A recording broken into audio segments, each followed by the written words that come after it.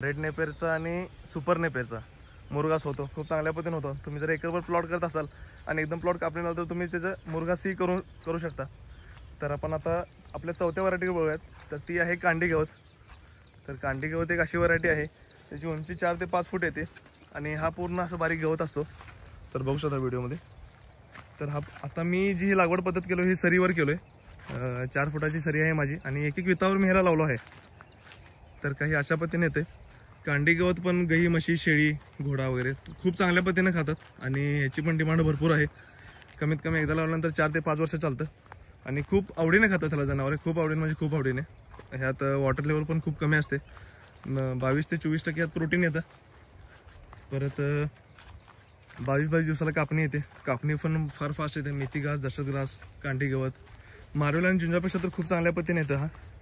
तर बघू शकता पूर्ण प्लॉट 4 फूट अंतर असून देखील प्रत्येक सरीमध्ये 4-4.5 फुटाचं अंतर आहे, तरी पण आता बघू शकता की कुठेही चालताही येत नाही, एवढी जागा नाही आहे। तर बघू शकता काही अशा पद्धतीने तुमचं कांडी गवत नंतर दिसतंय।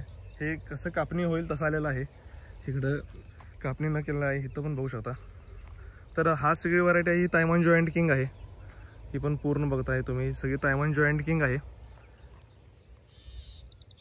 ही तायवान जॉईंट किंग आहे। हा कांडी गवताचा प्लॉट आहे, माझा अनेक कांडी गवताचा प्लॉट आहे, तोही दाखवतो।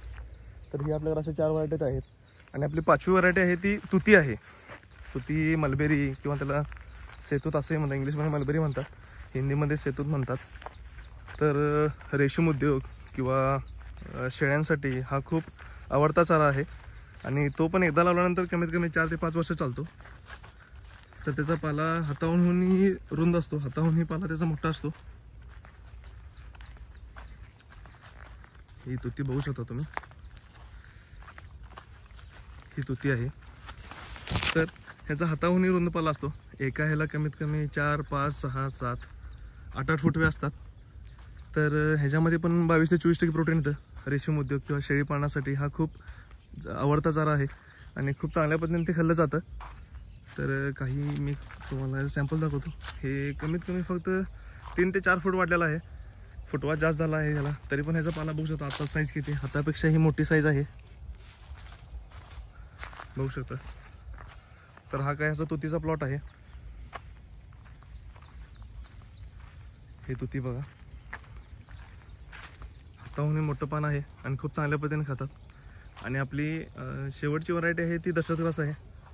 तर दशरथ घासची बी मी स्वतः धरलो आहे यावर्षी आणि आपलं स्वतःचं प्रोडक्शन आहे।